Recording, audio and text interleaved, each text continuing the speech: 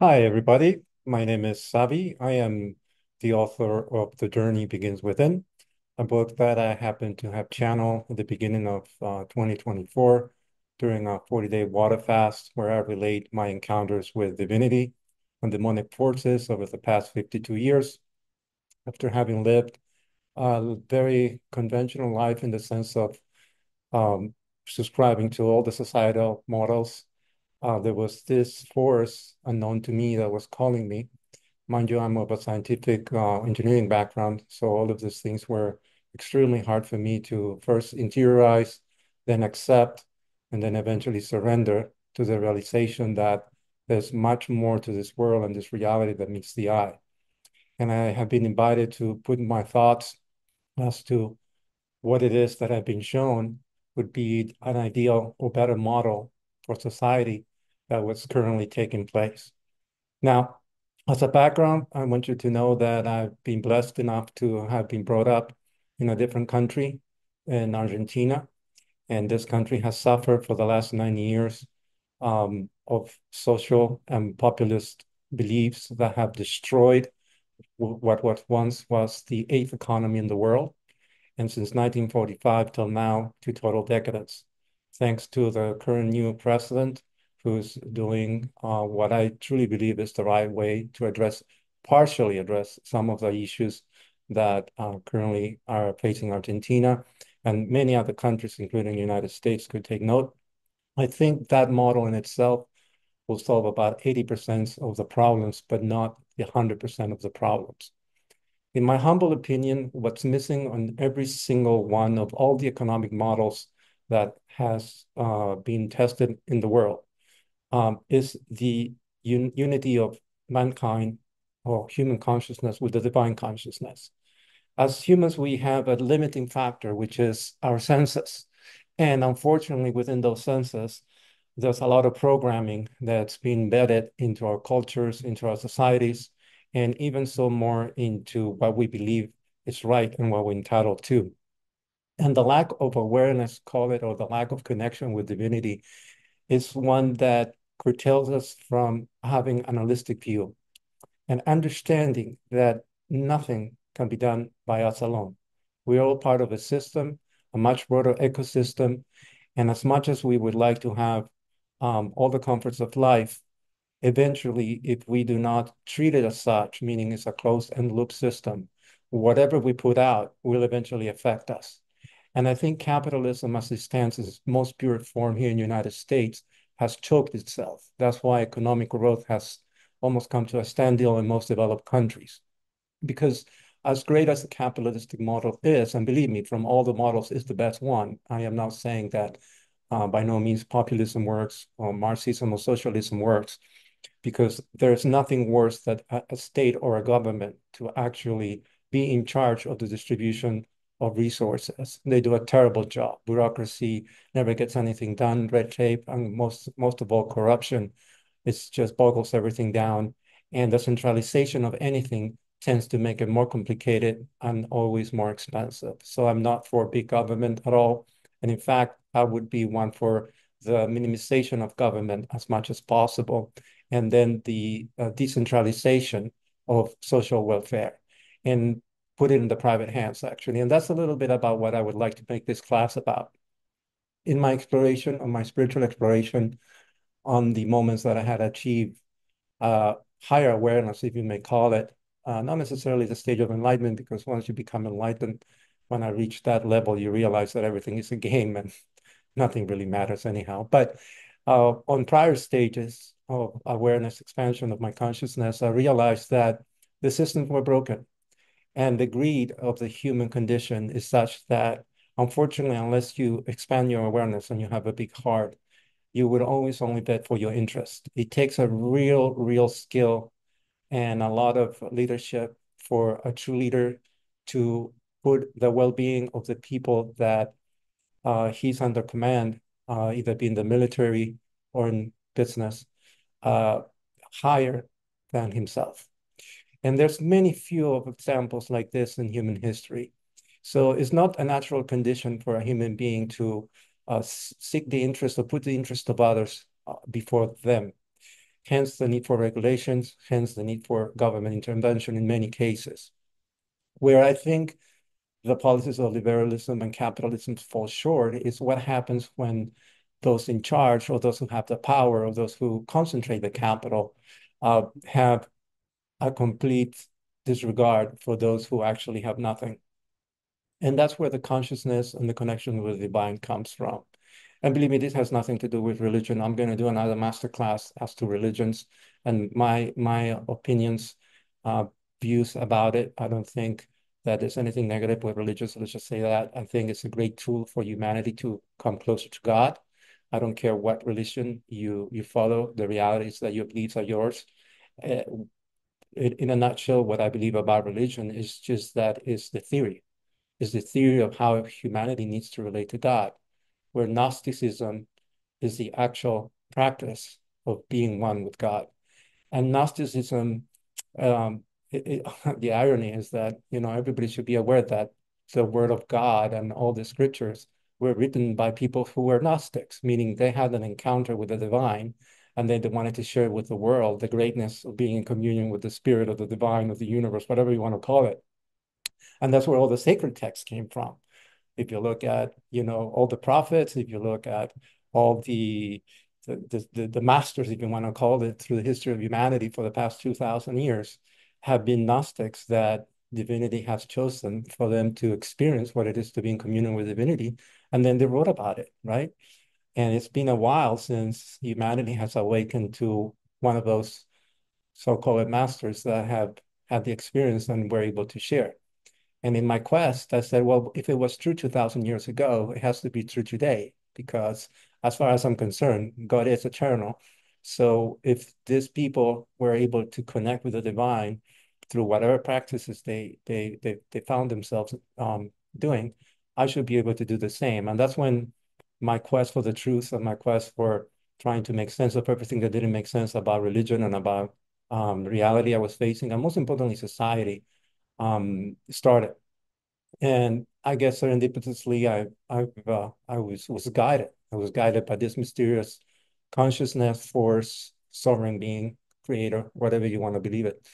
And I was able to pierce between the veil of this reality and the divine. Anyhow, I digress.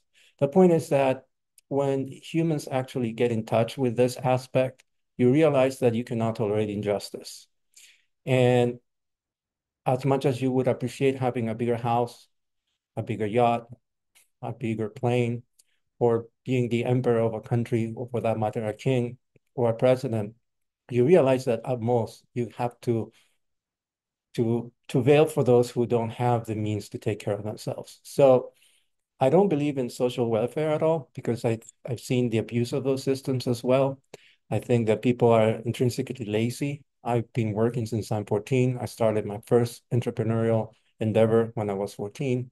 And I've been a rebel all my life. So I've been taking matters into my hands and always experimenting with different means to make a living and not, fit in the normal society, which is, an 8 to 5 job and just do as minimum as possible. If anything, I'm guilty of always trying to overachieve and do the impossible, right?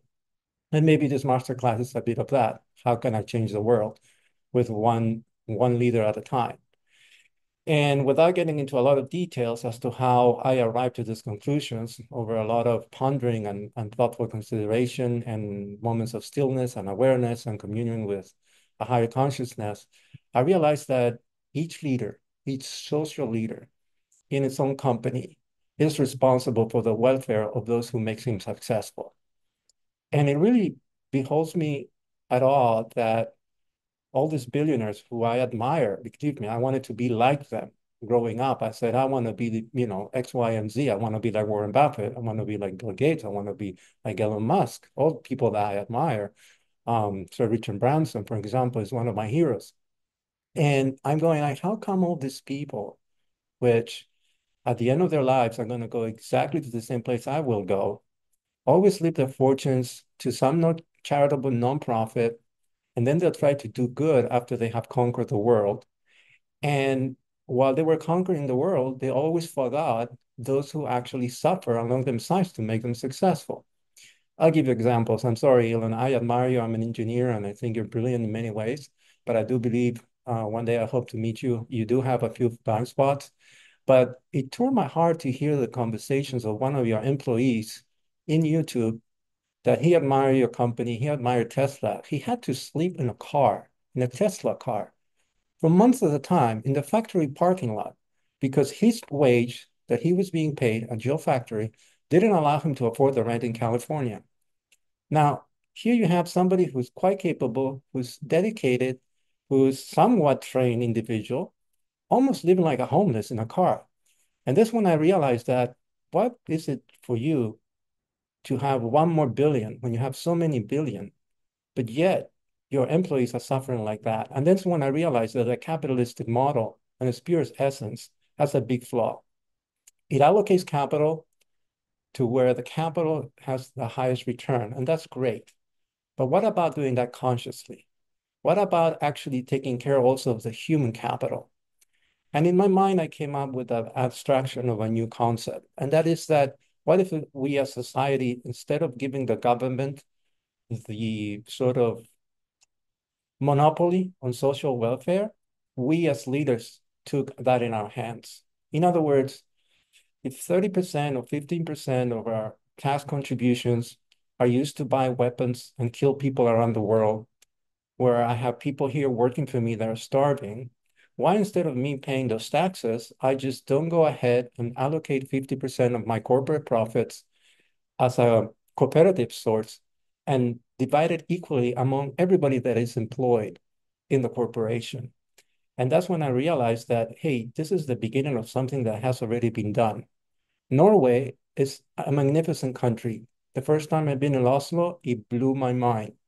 But the Norwegians had a very interesting situation back after the war. They had to rebuild a country with nothing. And they decided to start making cooperatives. So in Norway, yes, you do have a wealth gap, and yes, you do have, different societal stratus, but it's not as diverse, as broad, and as demarcated as in the United States. So that got me thinking into how can this be done better? Early Christians, for example, they live in cooperative models. And throughout society, I think that there have been countless examples that where cooperation among everybody has been the right way to do things. So in this hybrid model, what I sort of thought about or was guided to think about was that, yes, capital is rewarded, capital is still allocated on a free market, and capital still gets its lion's share of the return for the risk of the investment. But then we don't have any more a stratus of society that is basically confined to being pseudo slaves under wage slavery. And meanwhile, those in the C-suite and those shareholders get the benefit without doing most of the work. So how would the model work? Well, in essence, you would have your regular market-driven salaries. I think it's preposterous that somebody that's working on a factory is making $35,000 and the CEO is getting a compensation packet of $35 million. I think that's morally insane. I mean, I think that is absolute greed. And that's where a disconnection with the divine tells you that, hey, we're all equal. We all have a soul. We are all sovereign divine beings having this life experience. And those factory floor workers that actually doing the work are the ones who are actually driving the company. But most importantly, is the societal class that's driving capitalism. The wealth gap in this country has grown so exponentially and accentuated much so in real estate, which is the area of expertise that I come from, that right now nobody can afford a home anymore because only the rich get getting richer and the middle class and the poor get getting poorer. So between inflation, taxation, and the devaluation of the US dollar by the deficit spending has done that for the past 20 years, the middle class and the lower class got completely squashed.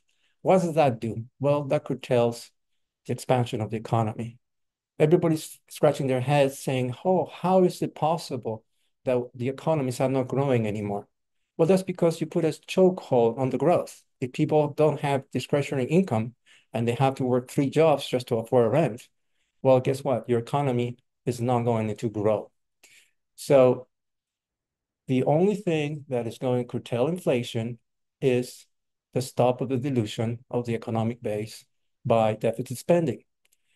President Milei in Argentina knows that, and he's implementing that. And that's why in such a short time, he was able to reduce uh, almost at the brink, a country that was at the brink of hyperinflation to almost to a more nominal inflation.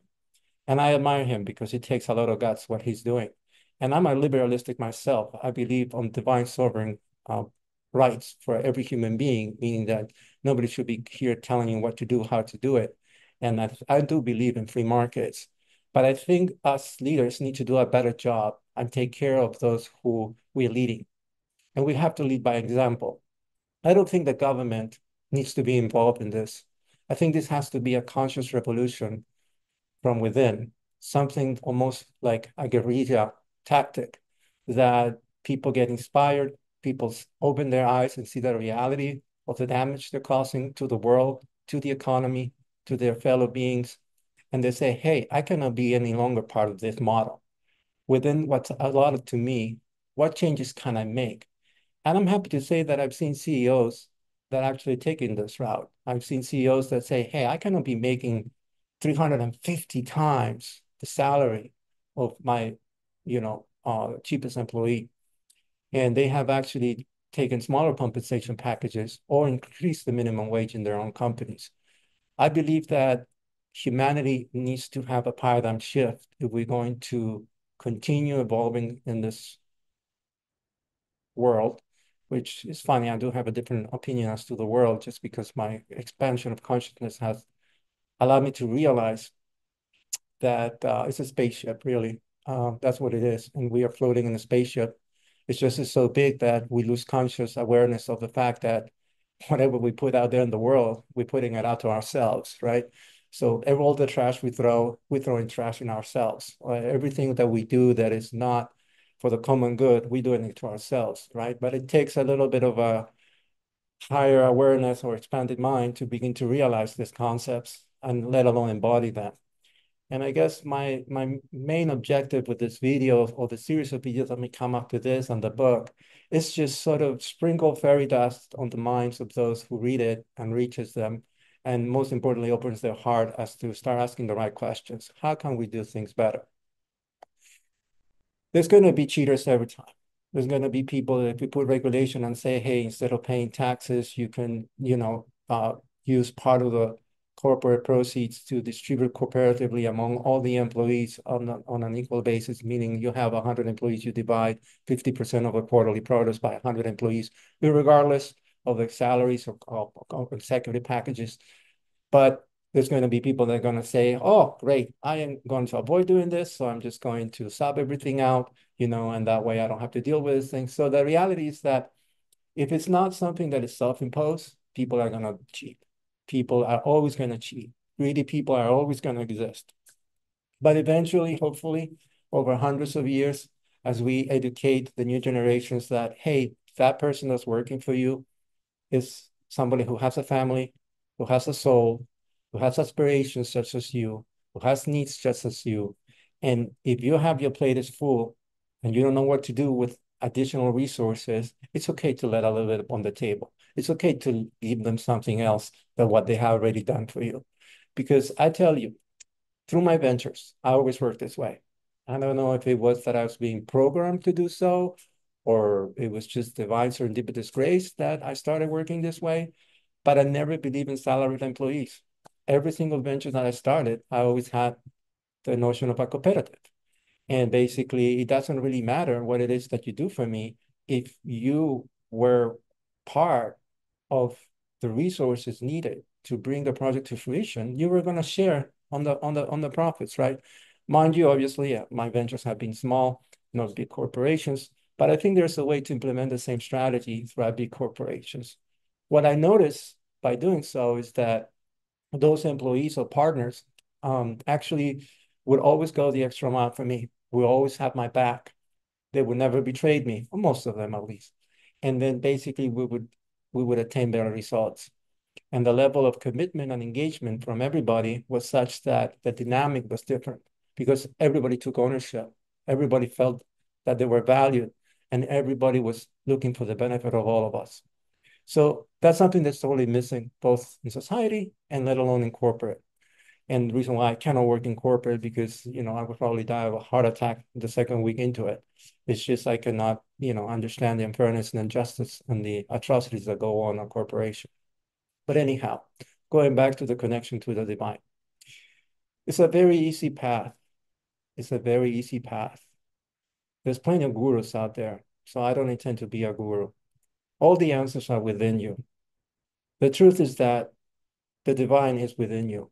We are all God. We are all pieces of God. People are going to say, oh my God, what is he saying? No, no, no, no, no. Listen to me. Everything in reality and on every dimension is divine. The divine is present in everything and everyone, in everywhere. You may choose to ignore it. You are allowed to ignore it. But if you actually surrender to it and you become a vessel of manifestation with it, then you're able to attain levels of performance and awareness or consciousness that are beyond a human standard. What does that do for you, me, and the world? Well, let's just say that there is a bigger plan than what your mind is capable of conceiving and my mind is capable of conceiving. And the way the divine intervenes with each one of us is through our hearts, our emotions, but most importantly, through the expanded awareness that we get and the inspiration. I cannot tell you how many times I've been sitting in my computer, not exactly knowing where the day was going to go, and I get insights, I get awareness, I get downloads, whatever you want to call it.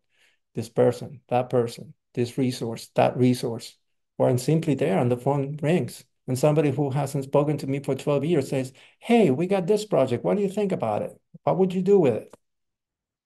So I stopped trying to master plan my life.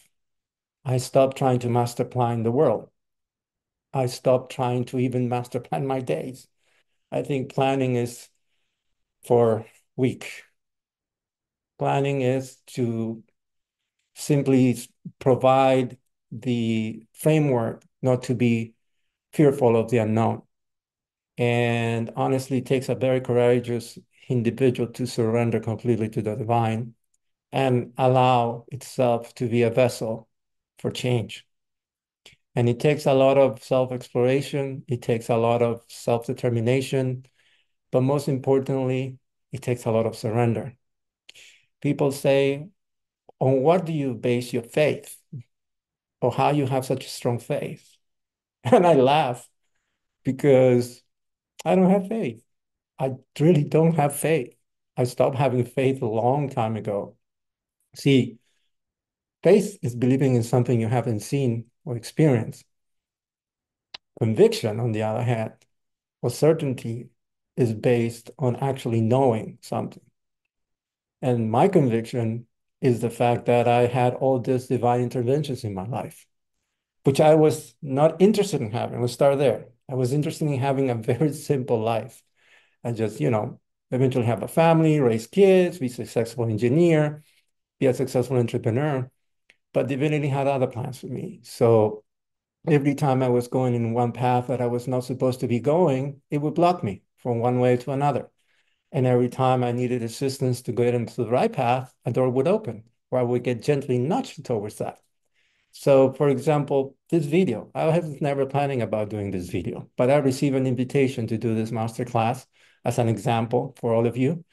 And then as I pondered for a month as to what I could bring to the table, I realized that Spirit had already put in my heart and in my consciousness all the information that I needed to share to the past few months. All I needed to do is just get all the pieces of awareness that were brought to me, put them together in a cohesive way, empty myself like I'm doing here, and sharing to the world for whomever needs to listen.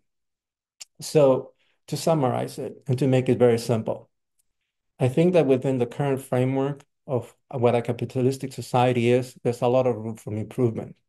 I think it doesn't need to come from a government decree. In fact, if anything, we need less government intervention, and we need to do everything as possible, as quickly as possible, if we wanted to remain on a functioning economy, to curtail the expansion of government and deficit spending.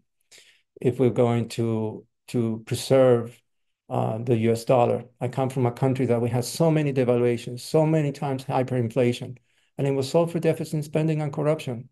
Now, the only reason why United States haven't experienced this yet is because the volume of US dollars in the world is such that it allowed them the benefit for years and years and years to expand, right, the deficit to a point where it hasn't, bubble up in a way that negatively impacted the economy yet.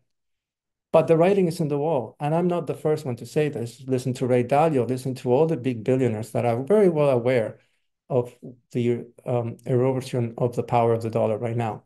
And then obviously the subjugation of all other economies that we want to interfere with, and the reason why BRICS is coming about, and then some other countries looking at the gold standards and whatnot. But I'm not here to do geopolitics. That's not my mission. I am not that smart, nor do I want to get involved, to be honest, because I don't think that the way the leadership of most of the countries in the world is going is the right one either. But all I'm here to say is that you, small entrepreneur, CEO, CIO, CFO of an organization, that you have control over your board, that all have values, Christian or not, I don't care what it is.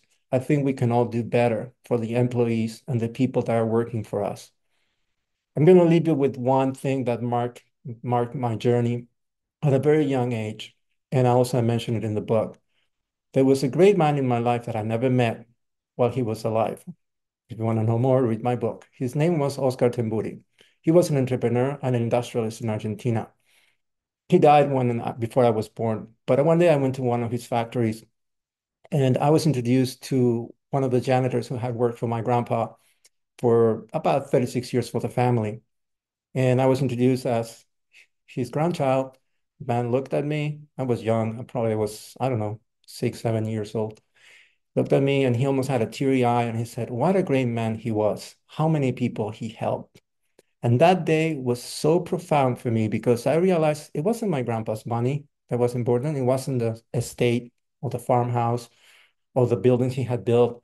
It was what the people that worked for him felt for him and thought of him when he was no longer on the earth. And that marked me. And I said, wow, what a great man he was. When I die, I want the rest of the world to think of me in that way. And I guess that's why I had the courage to come out to the world and make my YouTube channel and also write the book and share my encounters with divinity, with the demonic, which by the way is a thing and it's real.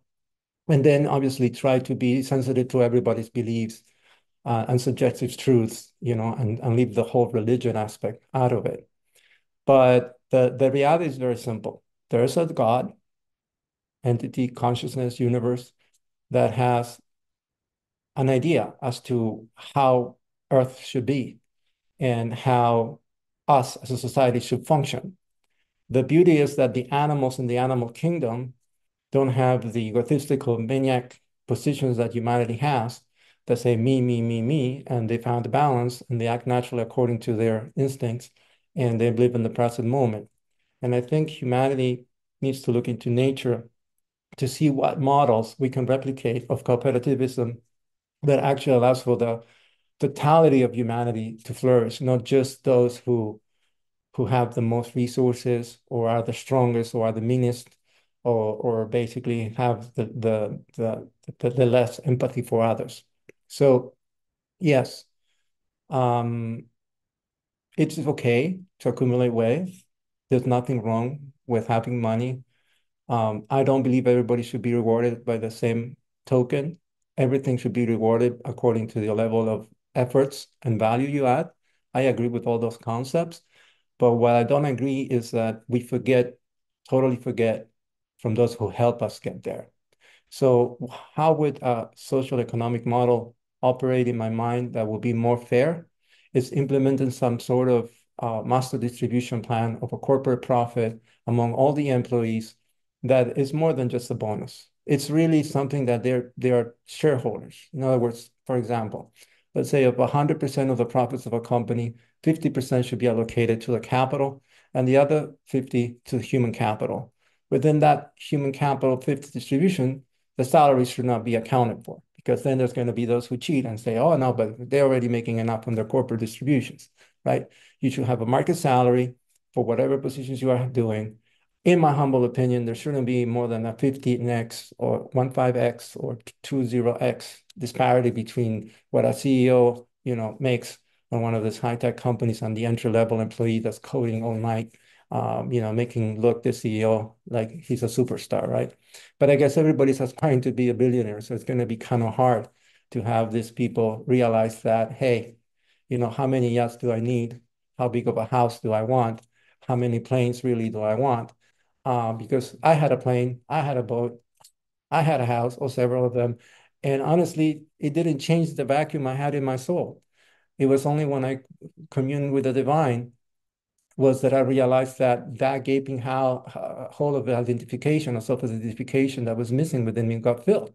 And all of a sudden, it's not that I don't appreciate having nice things or I don't care for money, but it didn't take the same level of, I would say, supremacy in my endeavors. All of a sudden, I started looking for other things to fulfill me. I get more joy from helping people that cannot do something by themselves and helping them than by making $1 million. Yes, making $1 million is nice, but I had that.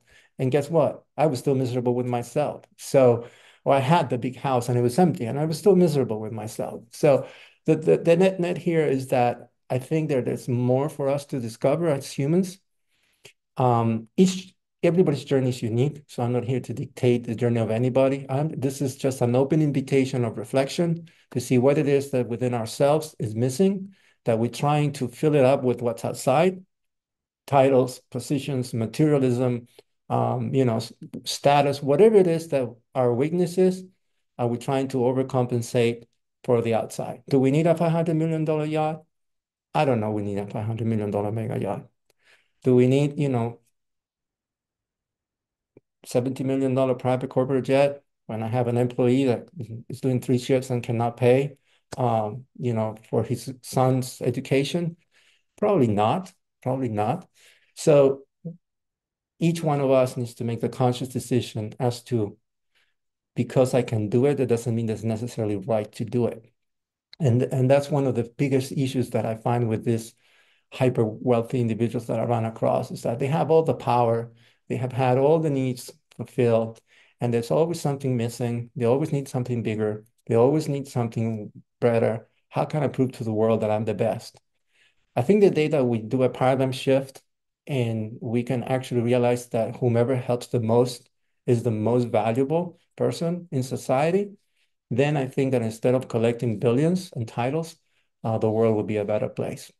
So thank you. Thank you for listening. I know this is sort of more of a ramble than anything else, but I wanted to put out something out there for you guys to have something to think about. And if you have any more questions, I invite you to get a copy of the book. It's in Amazon, Kindle, and Audible. I go into deeper details as I was on a more heightened state of awareness when I wrote the book. Throughout the fast, my awareness expands, my communion with spirit, the divine increases, and I'm able to channel some of the concepts that are on the book. And obviously, I look forward to being of help to everybody around me. Thank you very much.